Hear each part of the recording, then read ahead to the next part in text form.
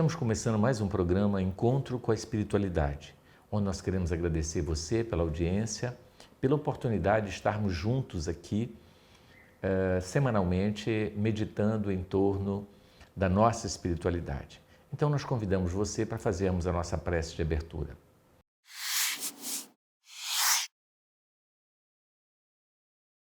Senhor, nos abençoe e nos ilumine, iluminando cada lar, cada pessoa conectada conosco nesse instante. Que a Tua misericórdia nos envolva, trazendo-nos paz, esperança e alegria. Obrigado, Senhor, que assim seja. Bom, gente, hoje nós temos um assunto muito interessante. Nós vamos estar falando sobre alcoolismo, não é?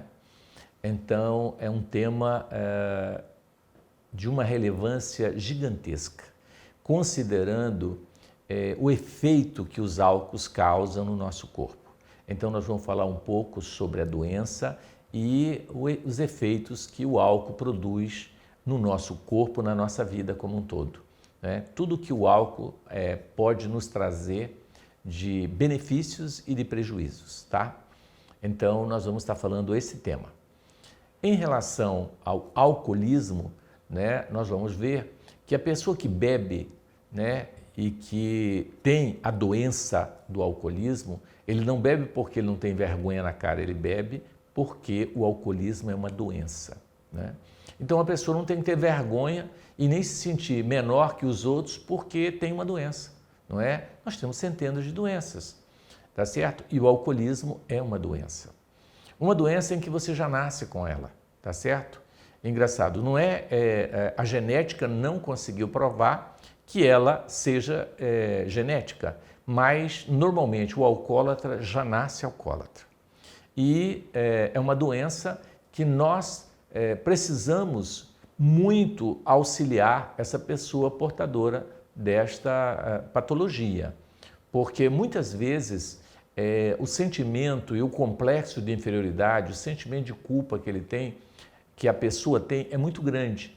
E isso realmente pode, inclusive, levar a quadros de doenças como depressão e muitas vezes até a ideia de suicídio na tentativa de se libertar do vício e de libertar a família do sofrimento que ele sabe que ele está causando àquela família.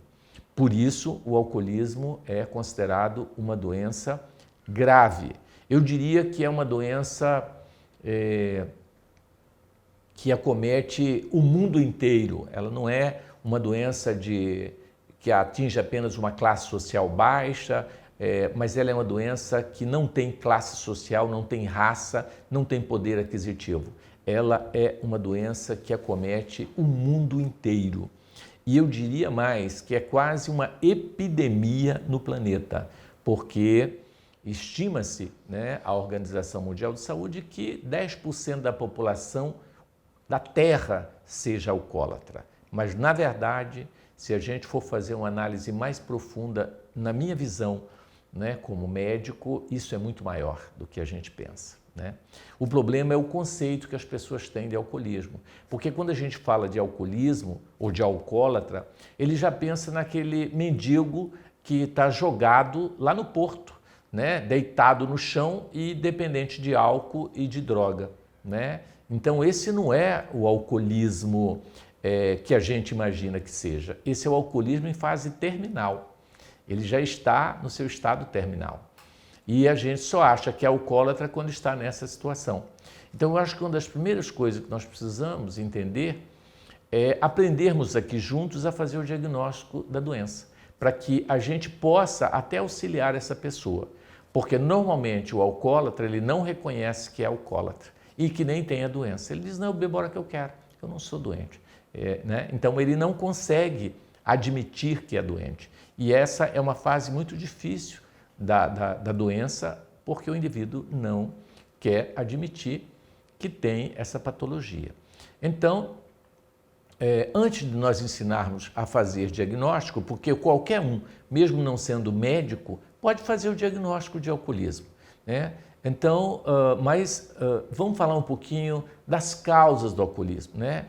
O que leva uma pessoa a beber de uma forma descontrolada? Bom, na verdade, o alcoólatra, ele não tem um motivo para ele beber, né? Essa que é a grande verdade. Porque, por exemplo, se ele torce para um time, o time perde, ele bebe porque ficou chateado. Se o time ganhou, ele bebe para comemorar. E se empatou, ele também ficou chateado e ele vai beber porque, de alguma maneira, ele arrumou uma desculpa para beber. Mas, de um modo geral, o álcool ele tem sido usado como um mecanismo de fuga, né, para as pessoas de um modo geral. Alguns dizem, não, Márcio, quando eu bebo eu consigo relaxar melhor, porque eu não durmo bem. Quando eu bebo eu durmo bem. Olha que interessante. Isso é muito lamentável, porque usar o álcool como um indutor do sono ou um sonífero é uma coisa triste, porque você está lesando centenas de órgãos aí e se matando em função de algo que te traz um benefício muito pequeno, que é esse relaxamento para você dormir, porque ele é um depressor do sistema nervoso. Então, é natural que ele te desacelera tal, e você dorme, né? Mas nem sempre isso acontece. E com o passar do tempo, a gente vê que ele não faz mais esse efeito e começa a causar os danos, né? Então, outras pessoas bebem porque dizem, olha, Márcio, eu tenho problema de ejaculação precoce, quando eu tomo eu consigo ter uma relação normal, né? Então, ele utiliza o álcool para esse fim, mas, na verdade, no fundo, o que existe muitas vezes é a patologia, a doença em si, e a gente cria um mecanismo de desculpa para justificar o nosso vício do alcoolismo, né? E aí a gente vai perceber que algumas pessoas dizem, o Cuiabá é muito quente, então eu tenho que beber, porque a cerveja gelada, ela refresca. Gente, refrescar com cerveja é brincadeira, né? É uma loucura. Você refresca com água, né? Ah, eu tomo para matar a sede. Não, a gente mata a sede com água. Álcool, ele vai causar para nós danos assim irreversíveis. Então não dá para você ficar matando sede e justificar, né, o uso do álcool em função do nosso clima, porque no sul o pessoal bebe também. Aqui bebe para refrescar, no sul é para esquentar. Então cada um cria um mecanismo. Então o que a gente percebe é que o álcool ele tem sido utilizado como um mecanismo de fuga para uma série de questões. Quando você tem um problema que você não consegue resolver, existem pessoas que ela não tem coragem de resolver aquele problema e de dizer a verdade para quem ela tem que dizer, então ela bebe para ela ter coragem de falar aquilo que ela gostaria de falar. Então, realmente, o álcool tem sido utilizado como diversos mecanismos de resolver problemas íntimos que o indivíduo tem, mal resolvido, e ele acaba partindo para a questão do álcool. Eu fico assim muito preocupado porque a gente tem visto muitos jovens fazendo uso do álcool, tá certo? E isso é muito triste, né? Cuiabá, por exemplo, a cada 3 quadras você tem uma distribuidora de bebida, todas lotadas. Aí o que nós temos assim na cidade inteira espalhado? Distribuidoras de bebida e farmácias, uma atrás da outra. Então é lamentável, né, que nós tenhamos esse hábito de beber de uma forma tão intensa. E o que a gente está percebendo, né, as consequências, nós vamos falar, são inúmeras. Uma delas é a obesidade, porque o álcool, junto com a cevada, realmente predispõe à obesidade de uma forma intensa, porque é muito calórico, né? E é carboidrato, e vai engordar o indivíduo e vai dar uma série de transtornos. Mas as causas em si é que a gente fica lembrando que nós não temos que utilizar o álcool como um mecanismo de fuga. Precisamos resolver. O outro diz assim, olha, mas a minha esposa é muito chata, eu tenho que beber para aguentar ela. O outro fala, olha, meu marido é muito chato, eu tenho que beber para aguentar ele. E o mais interessante é que o alcoolismo antigamente era doença de homem, né? Hoje, estatisticamente, está 1 para 1. Tá certo? Para cada um homem, uma mulher está bebendo. E isso também é triste, porque as mulheres elas acabavam não bebendo. Era uma questão cultural, né? Hoje, dentro dessa questão da igualdade dos sexos aí, a mulher está bebendo muito de um modo geral, né? E então a gente tem visto aí o consumo de álcool aumentando de forma assustadora. Então nós não podemos usar o álcool como uma muleta psicológica para resolver os nossos problemas emocionais. Nós precisamos resolver os problemas, porque o álcool ele vai amenizar a sua dor transitoriamente. Hoje, amanhã o problema continua. Então o que nós precisamos é aprender a encarar e falar aquilo que a gente tem que falar. Por isso aquele livro que nós lemos e comentamos com vocês, que é a coragem, né, de não agradar, a coragem de ser imperfeito, a coragem de ser você mesmo, né?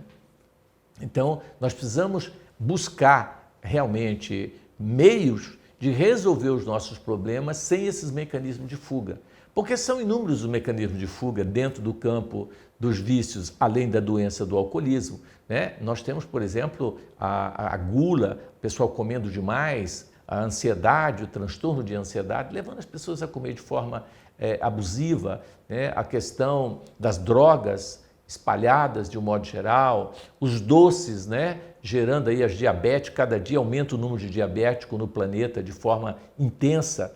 Eu tive num congresso de obesidade e o colega lá, endocrinologista americano, disse que, na visão dele, a Terra inteira tinha que usar metformina, porque a Terra inteira está se tornando diabética, com excesso de carboidrato. E a obesidade é doença do século, junto com o quê? Com a depressão, com a síndrome, com o transtorno de pânico e com tantas outras doenças mentais que estão aí, né, de forma epidêmica, por que não dizer até pandêmica, né, no mundo inteiro. É uma verdadeira pandemia essa questão aí relacionada.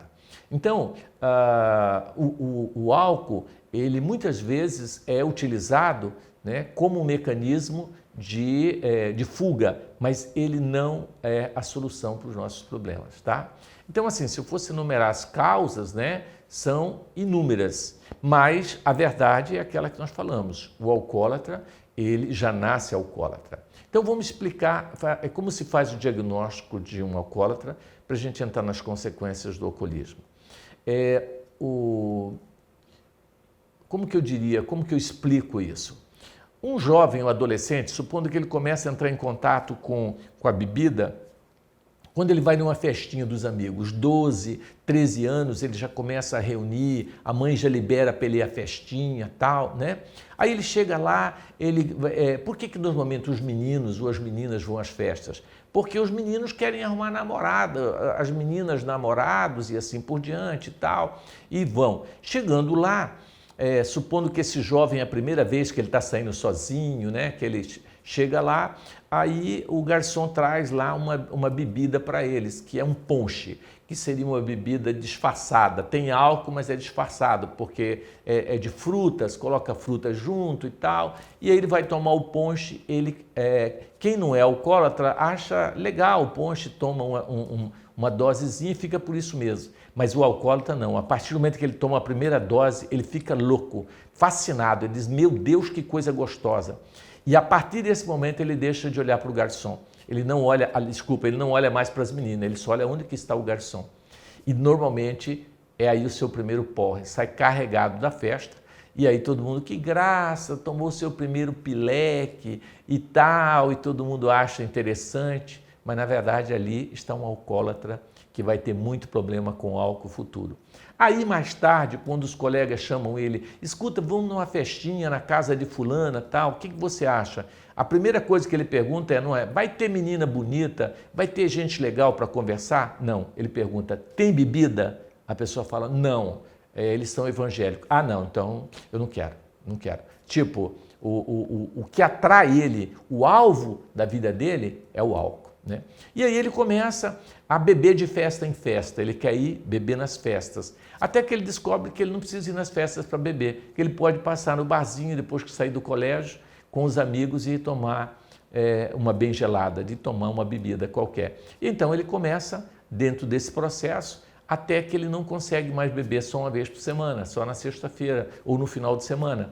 E ele não aguenta e ele começa a beber também no meio da semana. Ele fala, não, eu não aguento esperar sexta-feira. Quarta-feira ele já toma a primeira garrafinha, até que ele se torna um dependente e não consegue mais esperar dia nenhum, ele bebe de segunda a segunda. Compra a bebida, leva para casa ou toma escondido, porque quando as pessoas começam a perceber, ele toma escondido, né? E tornando aí um dependente do álcool de forma intensa. Com isso, ele acaba tendo uma série de prejuízos no campo financeiro, porque ele não consegue arrumar trabalho, falta o trabalho, não consegue, tem problemas gástricos, começa a ter, né, gastrite, úlcera e uma série de coisas, e aí ele começa a faltar o trabalho até que é demitido, né? E aí, questão financeira, ele já fica sem ter condição de trabalhar, acaba se tornando um peso na sociedade, uma pessoa que não produz, né? E aí ele começa essa decadência, não só financeira como física. A namorada não quer mais namorar, porque quando ele bebe, ele dá bafão na festa, ele faz aquela briga danada, a namorada larga, aí ele já ficou deprimido, ele bebe mais e assim por diante. Então esse é o alcoólatra que é caracterizado definitivamente como um alcoólatra que não tem o controle sobre si e segue esse caminho até chegar lá no porto, onde a gente conhece, e vira mendigo de rua se ele não consegue ter uma vida social em função da questão financeira. Agora, quando ele é rico, ele é aquele indivíduo que não consegue ficar sem beber. Ele chega em casa todos os dias, abre a garrafa de uísque e toma ali suas 3, 4 doses para poder dormir, né? Então é o alcoólatra socialmente aceito, né? Porque ele trabalha, ele bebe uísque, que é chique, que é interessante, mas é um alcoólatra na verdade, porque ele não consegue ficar sem esse uísque, sem esse álcool. Então nós temos aqueles alcoólatras que conseguem conviver socialmente bem. Ele consegue trabalhar e ele só bebe no final do dia, mas tem aquele que não consegue mais trabalhar e ele começa a ter uma série de transtornos. Então, além dos transtornos emocionais, como um sentimento de baixa autoestima enorme, ele se sente o pior de todos os seres. Muitas vezes ele quer largar, mas não consegue, mas não admite também que tem a doença, né? Então, é uma dificuldade muito grande. Aí nós vamos perceber as consequências físicas. Gente, se eu for enumerar, é assim assustador. Desde impotência sexual até tremores, né? Quando ele começa a ficar sem o álcool, ele tem os tremores. Ele tem doença vascular periférica gravíssima, normalmente. Ele começa a ter problemas de todas as áreas que você possa imaginar, desenvolvendo diabetes, hipertensão, ele lesa o fígado, né?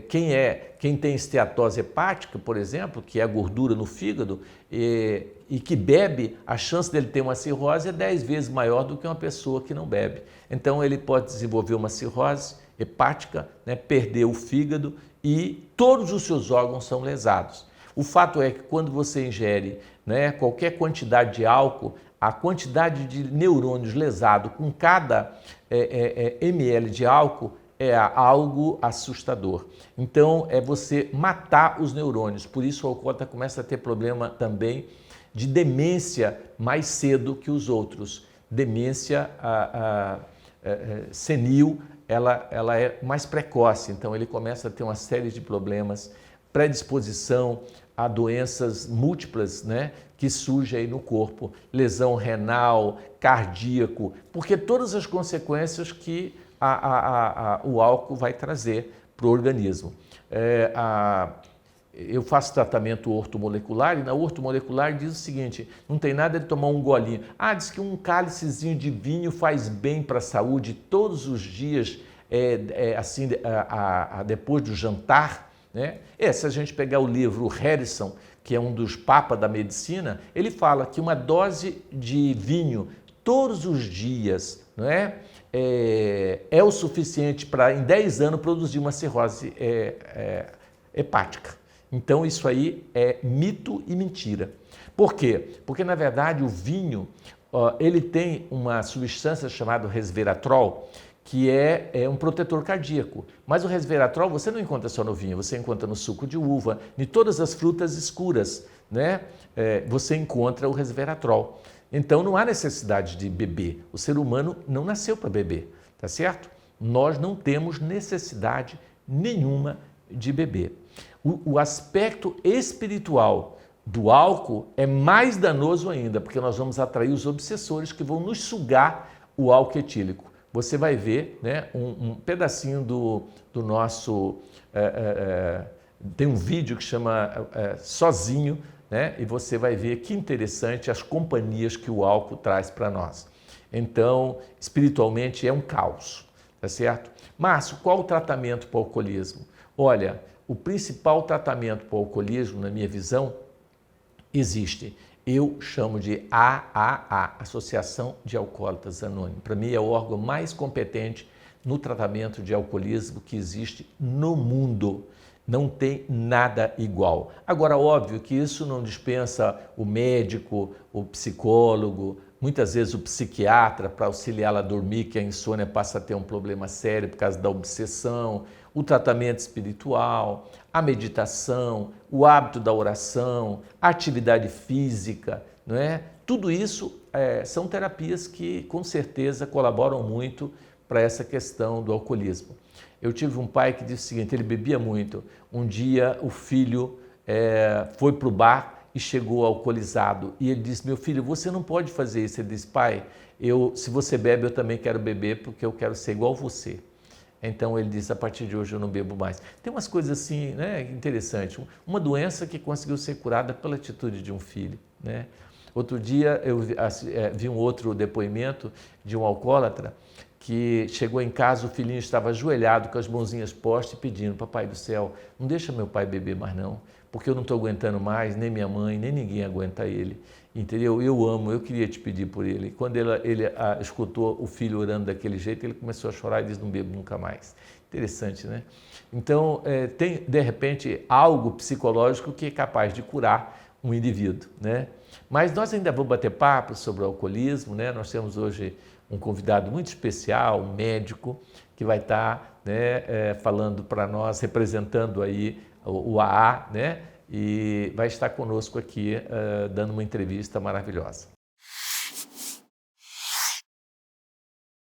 Olá, Dr. Márcio. Eu me chamo Cibele e eu queria saber qual a importância da religiosidade e da espiritualidade no tratamento do alcoolismo.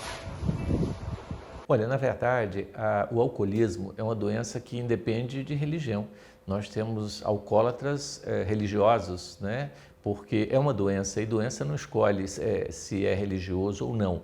Agora, óbvio que a pessoa religiosa, muitas vezes, ela tem mais facilidade de aceitar, né, o seu diagnóstico e começar um tratamento. Então, ele tem essa humildade, né, e está vinculado a algo que lhe dá, vamos dizer assim, força, espiritualidade. Então, pode ajudar, tá certo? Mas não necessariamente a religião seja uma solução para o alcoolismo. Não vemos assim. Bom dia, Dr. Márcio. Aqui é a Nathalie, da Oficina Menino Jesus, e gostaria de perguntar para o senhor se a prática da religiosidade na infância pode afastar do alcoolismo e drogas? Responde aí. Olha, a prática religiosa na infância, se não trabalharam o tema alcoolismo, eu acho que tem muito pouca influência, né? Porque quando ela se deparar com o álcool, eu não sei se ela vai ter condição para isso. Então, não vejo a formação religiosa como um antídoto para prevenir uma criança de não ser alcoólatra, tá certo?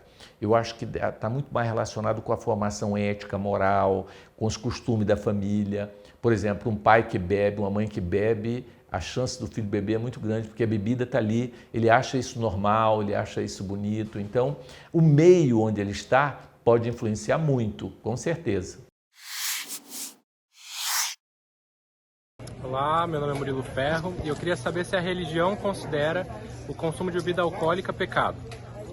Olha, sim, as religiões mais, vamos dizer assim, ortodoxas, mais conservadoras, elas consideram isso, né? Que o consumo de álcool seria pecado, né? E, na verdade, não existe pecado em consumir álcool, né? Eu sempre brinco e vejo falo que tudo depende de como, né? O fato é que se você tomar uma bebida, o seu organismo ele leva no mínimo, né, 72 horas para metabolizar esse álcool e os danos são inúmeros, mas se você beber esporadicamente, né, o organismo consegue resolver isso, né, e eliminar essa, vamos dizer assim, essa toxicidade que o álcool produz, né? Mas as religiões mais radicais, elas consideram como pecado. Como considera pecado tudo, né? Tudo é pecado comer, é pecado fazer sexo, é pecado tudo. Então, são as religiões que têm que ser repensadas, porque o povo não está mais acreditando nessas coisas, né? Oi, eu sou Afrânio. Então, doutor Márcio, eu gostaria de saber se o alcoolismo é uma doença genética. Bom, já falamos sobre isso, não existe uma comprovação científica de ser genética. O que nós sabemos é que o alcoólatra já nasce alcoólatra. Eu sou da teoria reencarnacionista, não sei se você acredita, mas na verdade o alcoolismo é um vício adquirido em vidas anteriores, que posterga para as próximas encarnações. Às vezes você leva 10 encarnações para conseguir deixar o vício do álcool. Então, você já nasce com ela, porque nós temos pais que não são alcoólatras e têm filhos alcoólatras. Família que não tem nenhuma história de alcoolismo e tem o alcoólatra ali na família. E casal alcoólatra que eu conheço que tem um filho, filhos nenhum bebem. Então, a própria ciência chega à conclusão de que não é genética, mas você nasce com ela. Interessante isso, né? Oi, doutor Márcio, aqui é Sandra Saga. Eu gostaria de saber quais são os fatores de risco para o desenvolvimento do alcoolismo. Olha, fatores de risco para o desenvolvimento do alcoolismo. Não existe fator de risco, porque o indivíduo já nasce, deu para entender? Tipo, se ele conviver com a família que bebe, será que ele não vai ser alcoólatra? Não, ao contrário, às vezes ele até tem ojeriza de álcool de ver a família toda alcoólatra, entendeu? Então não tem fator de risco. O que existe, agora existe a influência do meio, para que ele comece a beber hoje e se tornar um alcoólatra amanhã. Né? Então ele bebe, ele começa bebendo por esporte, por beber socialmente falando, e vai bebendo e adquirindo esse vício, esse mau hábito, que numa próxima encarnação vai gerar a patologia, a doença chamada alcoolismo. Meu nome é Irene, sou trabalhadora da casa. É possível recuperar do alcoolismo? Sim, é possível. Mas o primeiro passo, né, é você reconhecer que você é portador dessa doença. Porque se você não reconhece, aí, meu amigo, é muito difícil alguém fazer você deixar esse álcool. Então, isso é válido, gente, para qualquer vício e para qualquer defeito nosso. Nós não vamos combater os nossos vícios e os nossos defeitos se nós não os reconhecermos, entendeu? E até defendermos eles. Então, a primeira atitude nossa é de humildade, de reconhecer. O álcool prejudica a minha vida e eu preciso deixá-lo, né? Eu sou portador desta doença.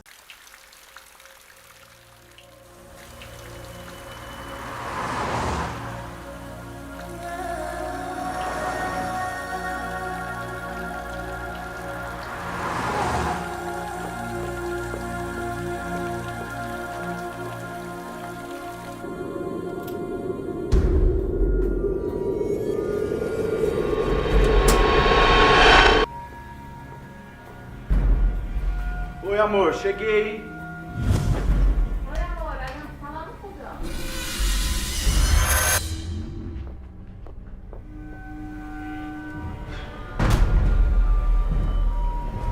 Eu quero beber. Tô cansado. Vamos beber. E aí, amor, como é que foi lá no serviço hoje? Você sabe, mesma coisa de sempre. Trabalho demais, pouco reconhecimento. Você conseguiu fazer o depósito? O que eu falei? Se não é pra fazer amanhã, eu faço. Não ficar preocupando, não. A última vez você atrasou, hein? Tá, não vou atrasar dessa vez. Deu problema. Tá bom. Tô saindo, tá? Da aula. Comer não. Eu quero é beber. Pega a cerveja. Pega a cerveja. A cerveja. Isso.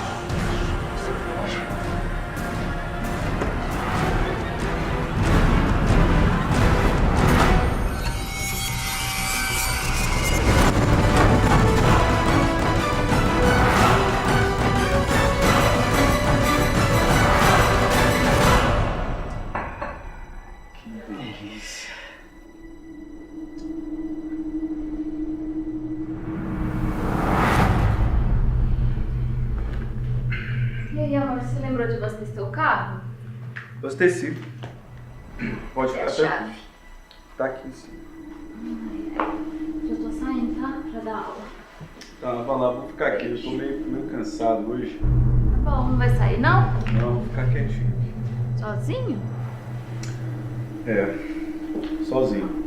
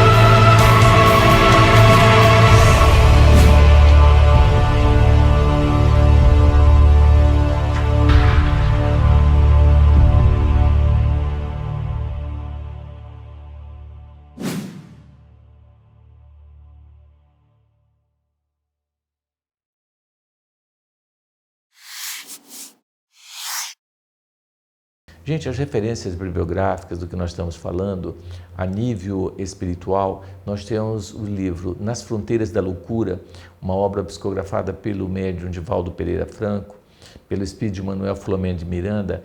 Ele dá uma visão sobre a bebida, né? E também sobre o carnaval, o que representa o carnaval na verdade, né? Temos o outro livro que são Perturbações Espirituais, também do médium Divaldo Pereira Franco, que fala sobre a influência do álcool, né? Nós temos no YouTube o vídeo Sozinho, também, que fala muito sobre a relação álcool-espiritualidade, fala muito, né? E existem livros, né, do AA também, que são interessantes e que falam sobre o alcoolismo.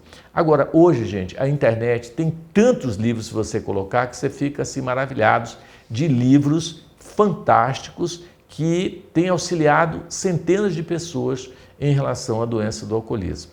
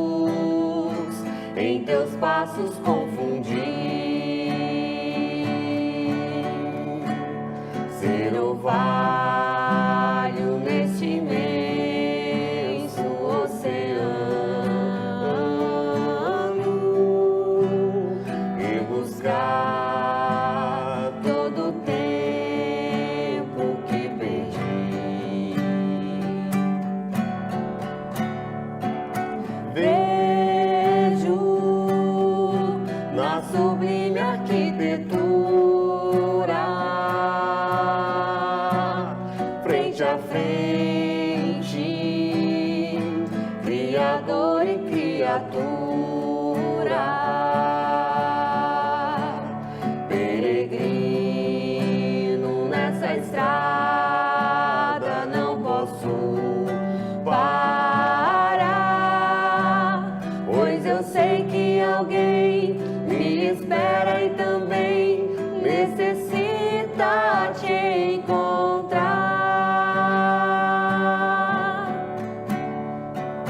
Pai, faz de mim samaritano, os teus passos, em teus passos confundi.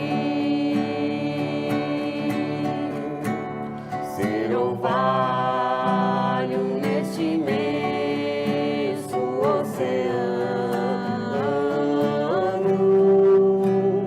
e buscar todo o tempo que perdi, e buscar todo o tempo que perdi. Gente, temos a grata satisfação de ter aqui conosco o Dr. Valdemir, que é um cuiabano médico que vai nos dar a alegria de estarmos aqui juntos falando sobre a questão do alcoolismo, né? Agradeço você, Valdemir, pela sua presença aqui conosco. Muito obrigado, seja bem-vindo, né? E aí, se você quiser falar quais são as suas especialidades, né? Uma coisa rápida, só para os colegas, para o pessoal ter uma visão rápida do teu currículo, né? Eu, em primeiro lugar, gostaria de agradecer a sua presença, a sua fala. Você falou muitas coisas que eu acredito, que eu fiz, que estudei, entendeu? Agora, quanto à minha pessoa, sou um humilde servo, médico, fui trabalhar no Adalto Botelho como clínico geral. E lá, em razão de um número muito grande de pacientes, eu fui obrigado a tratar também na parte de psiquiatria. E, inclusive, sou o primeiro médico do estado de Mato Grosso, clínico geral, formado em psiquiatria geral, no DISAM, Divisão Nacional de Saúde Mental, no Hospital Pinel, no Rio de Janeiro. Além disso, sou cardiologista, sou clínico, sou planejador em saúde, administrador hospitalar, entendeu? E mais outros cursos de menos expressão que tive a oportunidade de participar na minha vida.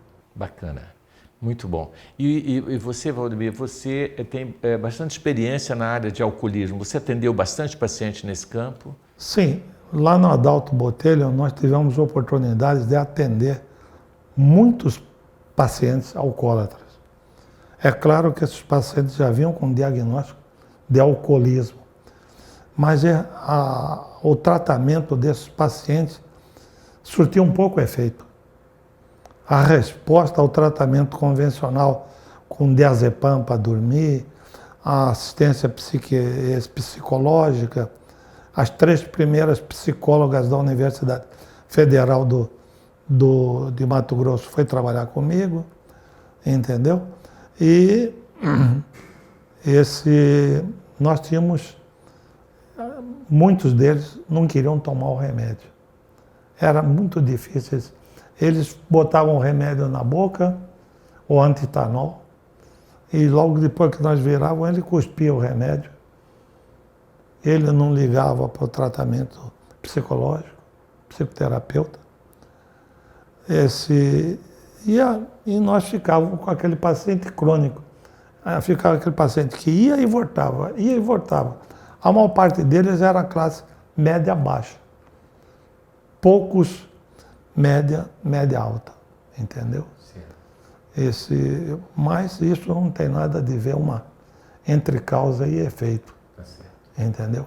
Foi quando nós conhecemos o pessoal da Associação dos Alcoólatras Anônimos, na pessoa do Dr. Eloy e da sua esposa, que são oriundos de aqui da UANA, mas que estavam em São Paulo e vieram para nos ajudar aí, entendeu? Fizeram um trabalho magnífico, entendeu? E nós começamos a desenvolver um trabalho com a AA. Inicialmente, nós tínhamos reunião lá na Adalto Botelho. Certo.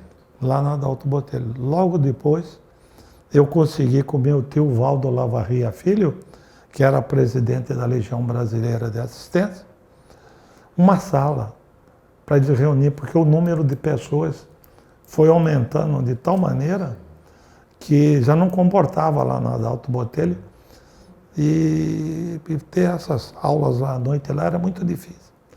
Assim, criava muitos problemas administrativos. E logo depois também fui diretor do hospital também. Assumi a direção do hospital. Então, tudo isso corroborou para que nós, juntamente com o Dr. Eloy e a esposa dele, trouxéssemos o pessoal, conseguia o ônibus com o secretário de saúde, ele pegava os pacientes lá no Adalto, trazia para a LBA, eles tinham reunião até a hora do término, depois eles eram levados para lá. Logo de início nós tivemos alguns que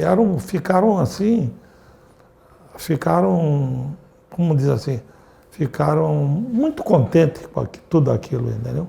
Ficaram querendo também trabalhar, participar, trazer. Eles mesmos iam na casa dele, passar o final de semana, traziam conhecidos para participar das reuniões nossas, entendeu? E aí você começou a ver resultado e os pacientes melhorarem com a participação deles no ar. Claro, eles começaram a ficar exigentes.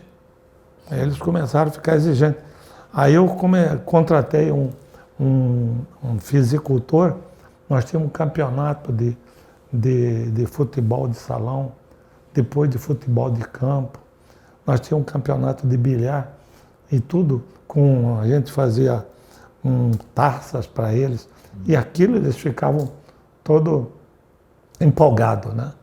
Foi um trabalho que eu acredito, talvez, foi um dos trabalhos mais belos que eu já fiz na minha vida. Que bacana, que bacana. A gente vai perceber que a atividade esportiva, né, pro alcoólatra ou para quem tem a doença do alcoolismo, ela ajuda muito, né? Porque isso distrai, quando você malha, né? Quando você está brincando, você produz endorfina, serotonina, você produz neurotransmissores que traz bem-estar, né? E aí acaba melhorando o estado geral deles, né? Bacana, muito bacana essa iniciativa sua. Eu apitava os jogos deles, eu que escalava o time, eu falava, vocês fazem aí, escala o time? Não, o senhor que vai escalar o time. Nossa, aí, o senhor conhece futebol, jogou futebol, então o senhor vai negócio. Então eu falei, vou ser padrinho de vocês. Eles tinham uma simpatia muito grande pela minha pessoa, entendeu? Entendeu? E graças a esse trabalho que eu fiz, e que eu não me arrependo do que eu fiz, nós tiramos muita gente da rua, entendeu? Voltaram a ser pessoas da nossa sociedade, convivendo melhor com sua família, convivendo melhor no seu trabalho, convivendo melhor em tudo os ramos da sua vida, entendeu? A gente percebe que hoje nós temos um índice de pessoas utilizando do álcool de uma forma muito grande, né? Como que o senhor vê isso? Você que está aí você tem quantos anos já, Valdemir? 80 anos, olha que beleza, né? Então, você que está aí com seus 80 anos, Valdemir, como que você está vendo hoje essa questão aí do álcool na sociedade? Como que você percebe isso? Como você enxerga isso? Me deixa muito triste. Hoje os jovens começam na bebida muito cedo, entendeu? Ou levado por amigos, ou com ou próprias pessoas da família que gostam de beber, entendeu? E que bebe e acha que isso não vai ocasionar nada para os seus filhos, entendeu? Hoje os nossos jovens, eles são muito fugazes, eles querem resposta rápida para tudo. Por exemplo, hoje ele vai pede um trabalho para um rapaz, ele em vez de estudar uma matéria para fazer um trabalho, ele vai no Google e tira, aí copia, aí você vai ver o trabalho lá, o mesmo trabalho feito por várias pessoas, igualzinho, um cópia do outro. Eles não sabem soletrar, não sabem escrever, não sabem falar, entendeu? E isso levando ainda a um problema social maior. Você vê que a maior parte das nossas livrarias estão fechando. Sim, a situação é bem complicada, né? Entendeu? Ninguém quer mais ler livros. Um dia que você for na minha casa, eu vou te mostrar a quantidade de livros que eu tenho. Eu já mostrei vários livros pro Luiz César. Eu tenho um monte de livros sobre espiritismo, sobre alcoolismo, sobre tudo. Bacana. Eu leio de tudo um pouco. Bacana. Porque eu quero ter uma cultura bem eclética. Sim, isso é ótimo. Essa é uma visão de abrir a cabeça, né? Em relação ao jovem, por exemplo, né, uma mãe que tem um filho, né, que bebe e que usa droga, o que você falaria para essa mãe no sentido assim, do que ela pode fazer por esse filho? Qual o caminho? Como ela pode solucionar essa problemática? Uma mãe que tem um filho que mexe com droga, eu conheço algumas que elas compram a droga para o próprio filho para não deixar ele ficar na mão de terceiros. Não sei se ela está fazendo o que é correto, entendeu?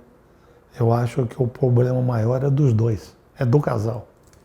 Eu tenho um caso desse na família, entendeu? Eu acho que isso não deveria acontecer. Ele tem que enfrentar o problema, a gente tem que enfrentar de frente. Nós temos que ir no âmago do problema e tentar solucioná-lo. Não é procurar subterfúgio para tentar resolver. Exato. Agora, é interessante, porque dentro de um curso que eu fiz na área de alcoolismo, eu aprendi o seguinte, que o tratamento, né, de como a família trata o alcoólatra, isso é importante, né? O tratamento do alcoolismo na fase inicial é um, no meio é outro e no final é outro, né?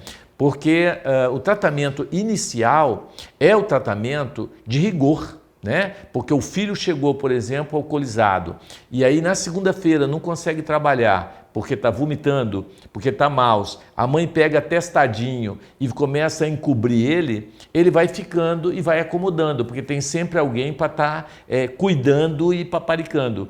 Só que chega uma hora que a família cansa, né? E aí na hora que a família tem que dar assistência, a família já está cansada e chuta o balde. Aí é que está o grande problema, porque é no início que a família tem que ser rigoroso. Faltou, leva a falta, vai perder o emprego, perde o emprego, fica sem dinheiro, né? Se for preciso colocar na rua, põe na rua e diz, meu filho, você quer beber? Bebe com o seu dinheiro e na rua, porque aqui não. Se ela for rigorosa de início, ele logo já sente o peso da pata do leão e ele vai se conscientizar e ele pode mudar de conduta. Mas as pessoas deixam para fazer isso na fase final da doença, aí é hora de acolher, é hora de, não é? Então a gente tem que tomar cuidado de como lidar com isso, né? Nós já acompanhamos alguns casos de alcoolismo, né? Em que a gente orientou a mãe nesse sentido. E eu tive um depoimento muito interessante que eu queria te contar, que ela disse o seguinte, que ela casou, eles casaram, ela sabia que ele bebia, mas ela achou assim, eu vou conseguir tirar o álcool dele, né? E ele bebendo, e toda vez que ele bebia, ele agredia, até batia nela, e ela aguentando, foi aguentando. Depois de 10 anos apanhando e sofrendo, ela diz, não aguento mais. Então eu pegou as 2 filhos e disse, olha, eu vou para a casa da minha mãe e você vai escolher entre o álcool e eu e os seus filhos. Se você faz a sua escolha. E foi. Ele disse que ficou deprimido, ficou dias bebendo sem parar e ele chegou à conclusão que ele não conseguia ficar sem a esposa. Então ele parou de beber, depois ficou 6 meses sem beber, aí que ele procurou ela e disse, olha, tem 6 meses que eu não bebo, eu nunca mais vou beber. E eu queria que você me desse a chance de eu voltar com você. Ela disse, tudo bem, eu volto, né? Aí ele falou, eu só fico triste porque você tinha que ter feito isso há 10 anos atrás. Você sofreu 10 anos sem necessidade. Se você tivesse e fez ele sofrer. Se você tivesse feito isso 10 anos atrás, eu tinha deixado o álcool, porque eu não consigo ficar sem você. Olha que interessante. Então, às vezes, a gente sofre porque não toma uma atitude mais enérgica, né? Com aquela pessoa. Aí ele vai judiando, e ele vai sofrendo. Então, chega uma hora que, muitas vezes, é assim. Então, a gente percebe, como aquela história que eu contei do filho joelhado, orando, né? Que o alcoolismo é uma doença, entre aspas, incurável considerado, mas na verdade existem fatores na vida do indivíduo que leva ele a romper e dizer eu não vou mais beber e não bebe. Interessante isso, né? Como que a determinação, a personalidade, ela está superior a qualquer patologia, né? Mas ele não deixa de ser alcoólatra. Exatamente. Por quê? Porque o dia que ele bebeu o primeiro gole, ele não consegue segurar. Exatamente. Ele se abstém. O primeiro paradigma dos alcoólatras anônimos, ele saber que ele é alcoólatra, não ter vergonha de ser alcoólatra. Isso. Ele pode parar de beber 20, 30 anos, mas ele é um alcoólatra. Ele tem que conscientizar.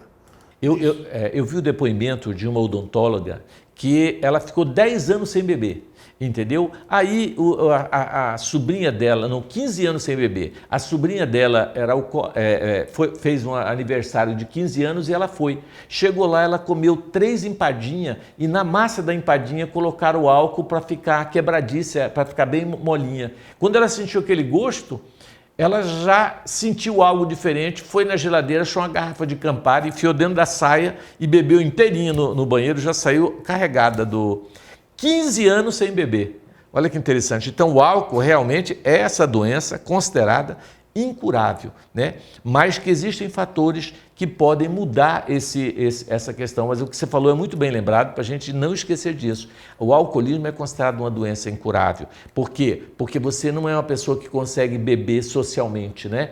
Você bebeu o primeiro gole, você tem que beber todas, né? Então essa é uma grande dificuldade que a gente vê e enfrenta, né? Valdemir, eu quero agradecer a sua participação. Pena que o nosso tempo já acabou, né? Tão rápido, né? Obrigado por você estar aqui. Você é uma pessoa que a gente tem um carinho enorme, porque você desenvolveu um trabalho junto com os alcoólatras importantíssimo. Você tem um histórico de um benfeitor da humanidade, né? Então a gente agradece você carinhosamente, a oportunidade de você estar aqui e vamos voltar mais vezes para a gente conversar aí dessa experiência sua, né?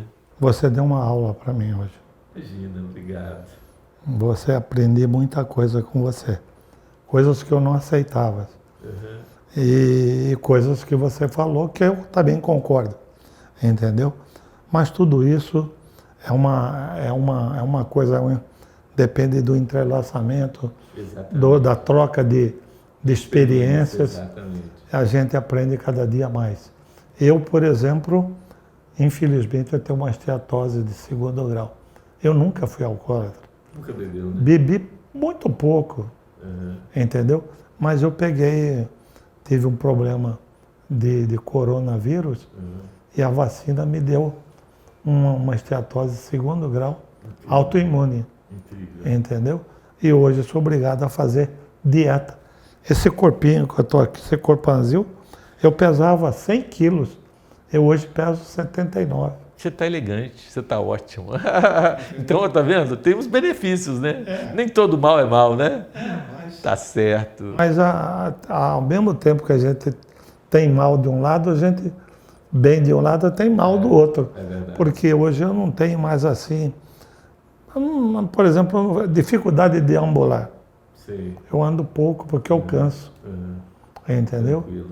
Eu já não aguento, eu tenho que, se eu trabalho um pouquinho, eu fico dormindo, quero que dormir 2, 3 horas, entendeu? eu canso mais facilmente. Mas parabéns por você estar aqui, muito obrigado.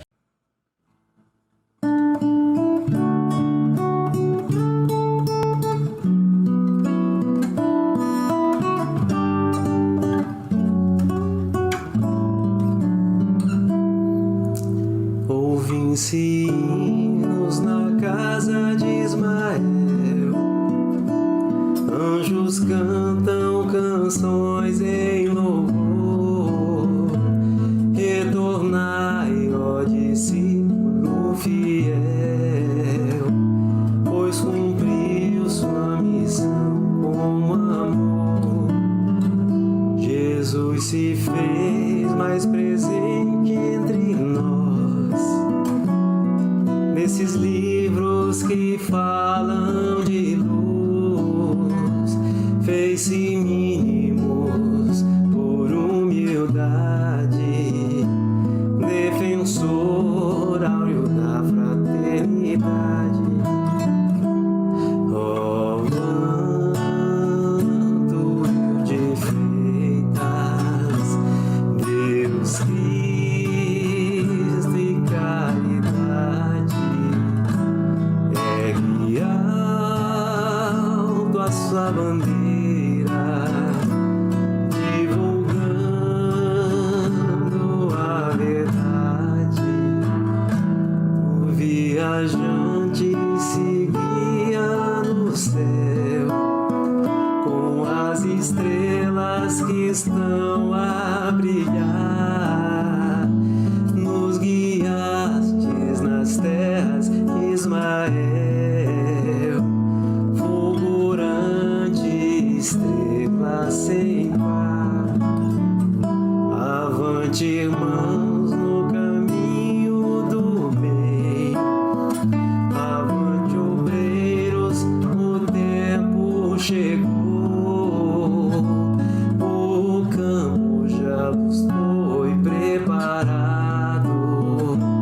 Divulgai a doutrina de amor. Ó manto de feitas, Deus Cristo e caridade, ergue alto a sua bandeira, divulgando a verdade. Ó manto de feitas, Deus Cristo e caridade, ergue alto a sua bandeira, divulgando a verdade. Ó vantuil de feitas.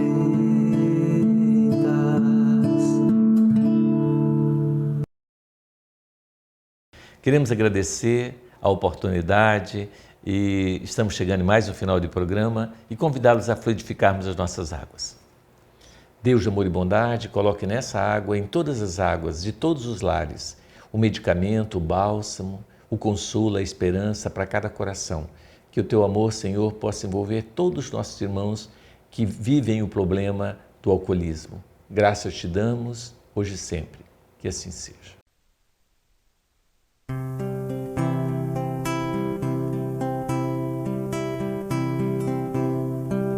Todo trabalho é bem-vindo pras mãos que não se cansam de recomeçar. Todo esforço é preciso, é importante sabermos o tempo ocupar. A vida não é brincadeira, quem sabe esta